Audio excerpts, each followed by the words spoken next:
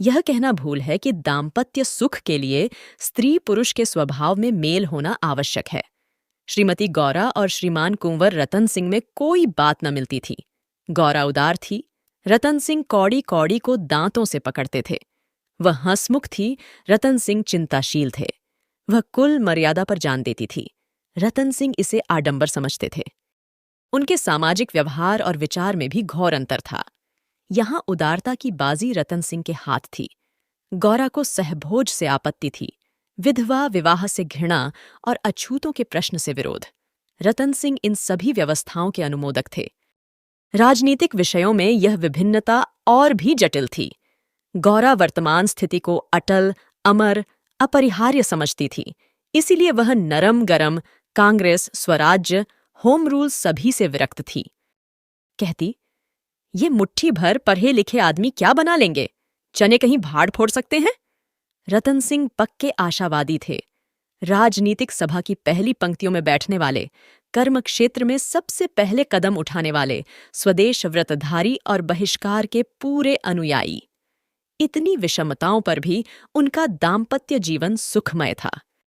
कभी कभी उनमें मतभेद अवश्य हो जाता था, पर वे समीर के वे झोंके थे जो स्थिर जल को हल्की हल्की लहरों से आभूषित कर देते हैं। वे प्रचंड झोंके नहीं जिनसे सागर विप्लव क्षेत्र बन जाता है। थोड़ी सी सदिच्छा सारी विषमताओं और मतभेदों का प्रतिकार कर देती थी। विदेशी कपड़ों की होलियां जलाई जा रही थीं। स्वयंसेवकों के जत्थे भिखारियों की भांति द्वारों पर खड़े होकर विलायती कपड़ों की भिक्षा मांगते थे, और ऐसा कदाचित ही कोई द्वार था जहां उन्हें निराश होना पड़ता हो। खद्दर और गाढ़े के दिन फिर गए थे। नयन सुख, नयन दुख, मलमल और तनजेब तनबेद हो गए थे। रतन सिंह ने आकर गौरा से कहा, लाओ, अब सब विदेशी कपड़े संदूक से निकाल दो, दे दूं। गौरा, अरे तो इसी घड़ी कोई साइत निकली जाती है, फिर कभी दे देना। रतन, वाह, लोग द्वार पर खड़े कोलाहल मचा रहे हैं और तुम कहती हो फिर कभी दे देना। गौरा, तो यह कुंजी लो, निकाल कर दे दो। मगर यह सब है लड़कों का खेल। घर फूंकने से स्वराज्य न कभी मिला है और न मिलेगा। रतन, मैंने कल ही तो इस विषय पर तुमसे घंटों सिरपच्ची की थी और उस समय तुम मुझसे सहमत हो गई थीं। आज तुम फिर वही शंकाएं करने लगीं? गौरा, मैं तुम्हारे अप्रसन्न हो जाने के डर से चुप हो गई थी। रतन, अच्छा, शंकाएं फिर कर लेना, इस समय जो करना है वह करो। गौरा, लेकिन मेरे कपड़े तो न लोगे ना? रतन, सब देने पड़ेंगे। विलायत का एक सूत भी घर में रखना मेरे प्रण को भंग कर देगा। इतने में राम टहल साइस ने बाहर से पुकारा, सरकार, लोग जल्दी मचा रहे हैं, कहते हैं अभी कई मोहल्लों का चक्कर लगाना है। कोई गाढ़े का टुकड़ा हो तो मुझे भी मिल जाए। मैंने भी अपने कपड़े दे दिए। केसर महरी कपड़ों की एक गठरी लेकर बाहर जाती हुई दिखाई दी। रतन सिंह ने पूछा, क्या तुम भी अपने कपड़े देने जाती हो? केसर ने लजाते हुए कहा, हां सरकार, जब देश छोड़ रहा है तो मैं कैसे पहनूं? रतन सिंह ने गौरा की ओर आदेशपूर्ण नेत्रों से देखा। अब वह विलंब न कर सकी। लज्जा से सिर झुकाए संदूक खोलकर कपड़े निकालने लगी। एक संदूक खाली हो गया तो उसने दूसरा संदूक खोला। सबसे ऊपर एक सुंदर रेशमी सूट रखा हुआ था जो कुंवर साहब ने किसी अंग्रेजी कारखाने में सिलाया था। गौरा ने पूछा, क्या सूट भी निकाल दूं? रतन, हाँ, इसे किस दिन के लिए रखोगी? गौरा, यदि मैं यह जानती कि इतनी जल्दी हवा बदलेगी तो कभी यह सूट न बनवाने देती। सारे रुपये खून हो गए। रतन सिंह ने कुछ उत्तर न दिया। तब गौरा ने अपना संदूक खोला और जलन के मारे स्वदेशी विदेशी सभी कपड़े निकाल निकाल कर फेंकने लगी। वह आवेश प्रवाह में आ गई। उनमें कितनी ही बहुमूल्य फैंसी जैकेट और साड़ियां थीं जिन्हें किसी समय पहनकर वह फूली न समाती थी। बाज बाज साड़ियों के लिए तो उसे रतन सिंह से बार बार तकाजे करने पड़े थे। पर इस समय सबकी सब आंखों में खटक रही थीं। रतन सिंह उसके भावों को ताड़ रहे थे। स्वदेशी कपड़ों का निकाला जाना उन्हें अखर रहा था, पर इस समय चुप रहने ही में कुशल समझते थे। तिस पर भी एक बार वाद विवाद की नौबत आ ही गई। एक बनारसी साड़ी के लिए तो वह झगड़ बैठे, उसे गौरा के हाथों से छीन लेना चाहा, पर गौरा ने एक न मानी, निकाल ही फेंका। सहसा संदूक में से एक केसरिया रंग की तंजेब की साड़ी निकल आई, जिस पर पक्के आंचल और पल्ले टंके हुए थे। गौरा ने उसे जल्दी से लेकर अपनी गोद में छिपा लिया। रतन सिंह ने पूछा, कैसी साड़ी है? गौरा, कुछ नहीं, तंजेब की साड़ी है, आंचल पक्का है। रतन, तंजेब की है तब तो जरूर ही विलायती होगी। उसे अलग क्यों रख लिया? क्या वह बनारसी साड़ियों से अच्छी है?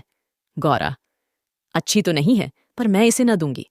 रतन, वाह, विलायती चीज को मैं न रखने दूंगा, लाओ इधर। गौरा, नहीं, मेरी खातिर से इसे रहने दो। रतन, तुमने मेरी खातिर से एक भी चीज न रखी, मैं क्यों तुम्हारी खातिर करूं? गौरा, पैरों पड़ती हूं, जिद न करो।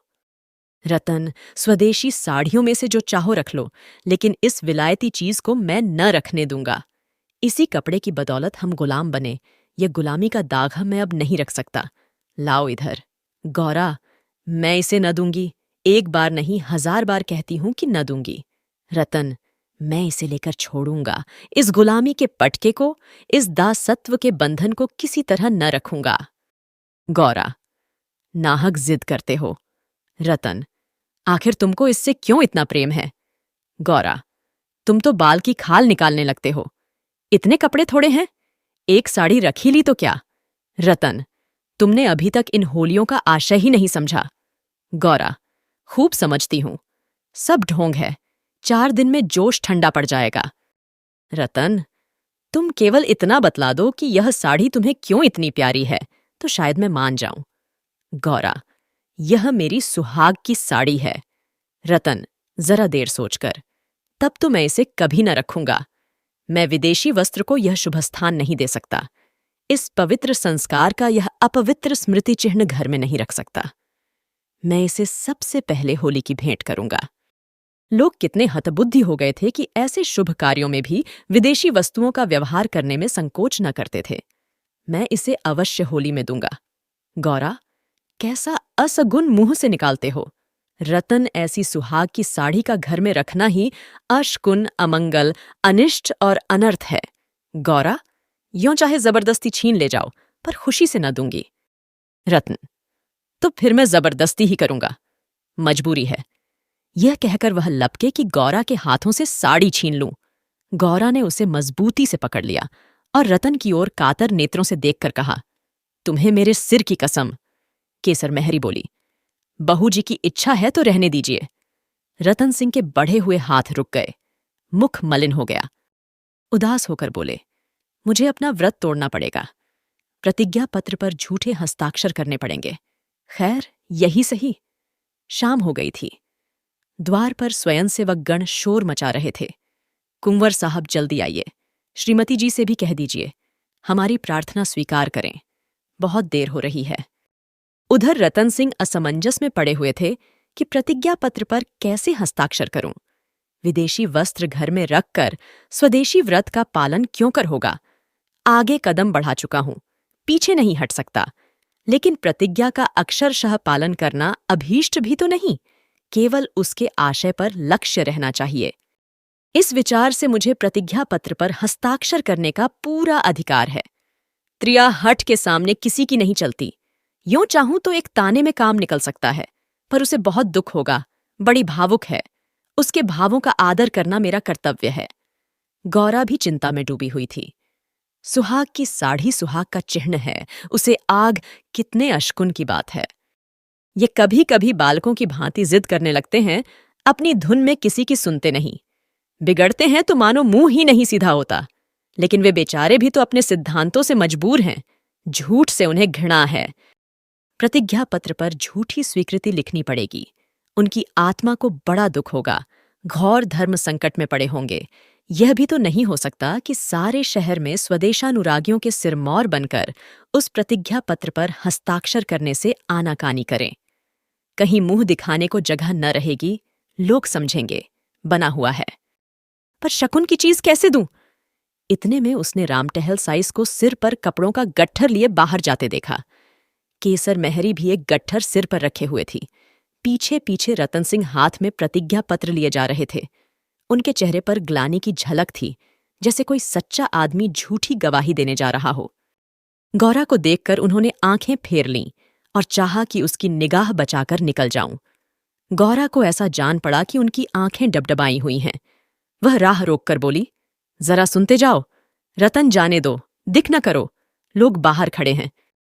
उन्होंने चाहा कि पत्र को छिपा लूं, पर गौरा ने उसे उनके हाथ से छीन लिया, उसे गौर से पढ़ा और एक क्षण चिंता मग्न रहने के बाद बोली, वह साड़ी भी लेते जाओ, रतन रहने दो, अब तो मैंने झूठ लिख ही दिया। गौरा, मैं क्या जानती थी कि तुम ऐसी कड़ी प्रतिज्ञा कर रहे हो। रतन, ये तो मैं तुमसे पहले कह चुका था। गौरा, मेरी भूल थी, क्षमा कर दो और इसे लेते जाओ। रतन, जब तुम इसे देना अशकुन समझती हो तो रहने दो, तुम्हारी खातिर थोड़ा सा झूठ बोलने में मुझे कोई आपत्ति नहीं है। गौरा, नहीं, लेते जाओ, अमंगल के भय से तुम्हारी आत्मा का हनन नहीं करना चाहती। यह कहकर उसने अपनी सुहाग की साड़ी उठाकर पति के हाथों में रख दी। रतन ने देखा, गौरा के चेहरे पर एक रंग आता है, एक रंग जाता है, जैसे कोई रोगी अंतरस्थ विषम वेदना को दबाने की चेष्टा कर रहा हो। उन्हें अपनी अहृदयता पर लज्जा आई। हाँ, केवल अपने सिद्धांत की रक्षा के लिए, अपनी आत्मा के सम्मान के लिए मैं इस देवी के भावों का वध कर रहा हूं, यह अत्याचार है। साड़ी गौरा को देकर बोले, तुम इसे रख लो, मैं प्रतिज्ञा पत्र को फाड़े डालता हूं। गौरा ने दृढ़ता से कहा, तुम न ले जाओगे तो मैं खुद जाकर दे आऊंगी। रतन सिंह विवश हो गए, साड़ी ली और बाहर चले आए। उसी दिन से गौरा के हृदय पर एक बोझ सा रहने लगा। वह दिल बहलाने के लिए नाना उपाय करती, जलसों में भाग लेती, सैर करने जाती, मनोरंजक पुस्तकें पढ़ती, यहां तक कि कई बार नियम के विरुद्ध थिएटरों में भी गई। किसी प्रकार अमंगल कल्पना को शांत करना चाहती थी, पर यह आशंका एक मेघमंडल की भांति उसके हृदय पर छाई रहती थी। जब एक पूरा महीना गुजर गया और उसकी मानसिक वेदना दिनों दिन बढ़ती ही गई, तो कुंवर साहब ने उसे कुछ दिनों के लिए अपने इलाके पर ले जाने का निश्चय किया। उसका मन उन्हें उनके आदर्श प्रेम का नित्य तिरस्कार किया करता था। वह अक्सर देहातों में प्रचार का काम करने जाया करते थे, पर अब अपने गांवों से बाहर न जाते, या जाते तो संध्या तक जरूर लौट आते।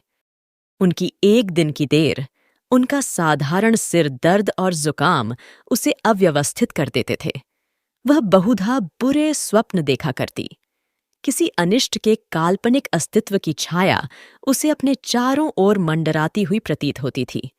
वह तो देहात में पड़ी हुई आशंकाओं की कठपुतली बनी हुई थी। इधर उसकी सुहाग की साड़ी स्वदेश प्रेम की वेदी पर भस्म होकर रध्य प्रधायिनी भभूत बनी हुई थी। दूसरे महीने के अंत में रतन सिंह उसे लेकर लौट आए।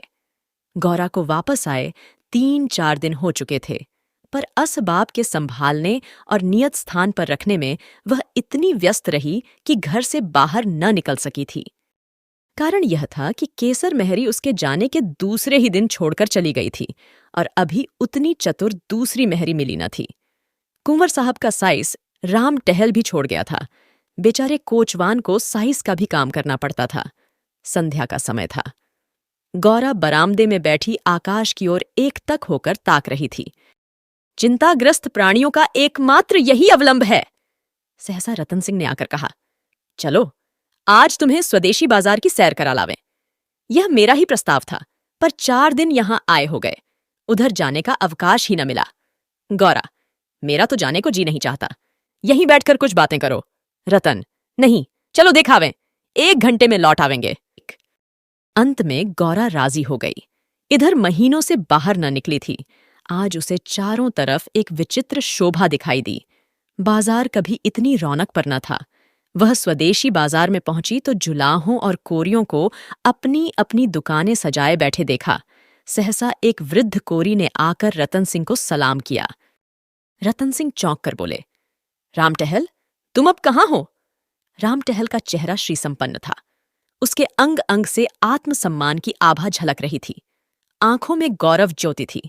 रतन सिंह को कभी अनुमान न हुआ था कि अस्तबल साफ करने वाला बुढ़ा राम टहल इतना सौम्य, इतना भद्र पुरुष है। वह बोला, सरकार, अब तो अपना कारोबार करता हूं। जब से आपकी गुलामी छोड़ी तब से अपने काम में लग गया। आप लोगों की निगाह हम गरीबों पर हो गई, हमारा भी गुजर हो रहा है। नहीं तो आप जानते ही हैं, कि किस हालत में पड़ा हुआ था। जात का कोरी हूं, पर पापी पेट के लिए चमार बन गया था। रतन तो भाई, अब मुंह मीठा कराओ। ये बाजार लगाने की मेरी ही सलाह थी, बिक्री तो अच्छी होती है। राम टहल: हाँ सरकार, आजकल खूब बिक्री हो रही है। माल हाथों हाथ उड़ जाता है।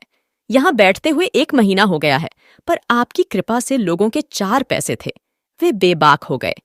भगवान की दया से रूखा सूखा भोजन भी दोनों समय मिल जाता है, और क्या चाहिए। मलकिन की सुहाग की साड़ी का होली में आना कहिए और बाजार का चमकना कहिए। लोगों ने कहा, जब इतने बड़े आदमी होकर ऐसे शकुन की चीज की परवाह नहीं करते, तो फिर हम विदेशी कपड़े क्यों रखें। जिस दिन होली जली है, उसके 2-3 दिन पहले ही सरकार इलाके पर चले गए थे। उसके पहले भी सरकार कई दिनों तक घर से बहुत कम निकलते थे। मैं तो यही कहूंगा कि यह सारी माया उसी सुहाग की साड़ी की है। इतने में एक अधेड़ स्त्री गौरा के सामने आकर बोली, बहू जी, मुझे भूल तो नहीं गई। गौरा ने सिर उठाया तो सामने केसर मेहरी खड़ी थी। वह सुंदर साड़ी पहने हुए थी। हाथ पांव में मामूली गहने भी थे। चेहरा खिला हुआ था। स्वाधीन जीवन का गौरव एक एक भाव से प्रस्फुटित हो रहा था। गौरा ने कहा, इतनी जल्दी भूल जाऊंगी? अब कहाँ हो? हमें लौटने भी न दिया, बीच में ही उड़ भागी। केसर, क्या करूं सरकार, अपना काम चलते देखकर सब्र न हो सका। जब तक रोजगार न चलता था, तब तक लाचारी थी। पेट के लिए सेवा टहल, करम कुकरम सभी करना पड़ता था। अब आप लोगों की दया से हमारे भी दिन लौटे हैं, अब दूसरा काम नहीं किया जाता। अगर बाजार का यही रंग रहा तो अपनी कमाई खाए न चुकेगी। यह सब आपकी साड़ी की महिमा है। उसकी बदौलत हम गरीबों के कितने ही घर बस गए। 1 महीना पहले इन दुकान वालों में से किसी को रोटियों का ठिकाना न था। कोई साइसी करता था, कोई तासे बजाता था। यहां तक कि कई आदमी मेहतर का काम करते थे। कितने ही भीख मांगते थे। अब सब अपने धंधे में लग गए हैं। सच पूछो तो तुम्हारी सुहाग की साड़ी ने हमें सुहागिन बना दिया, नहीं तो हम सुहागिन होते हुए भी विधवाएं थीं।